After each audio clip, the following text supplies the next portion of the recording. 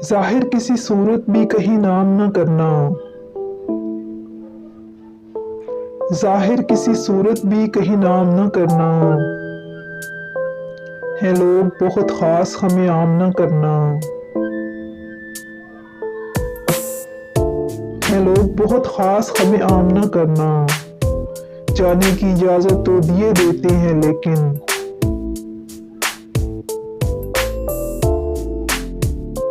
जाने की इजाजत तो दिए देते हैं लेकिन,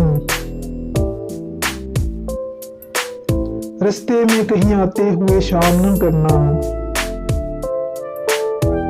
अगर आपको मेरी ये पोएट्री पसंद आई तो प्लीज़ मेरा चैनल सब्सक्राइब कीजिए, लाइक कीजिए और अपने दोस्तों में भी शेयर कीजिए। Thank you.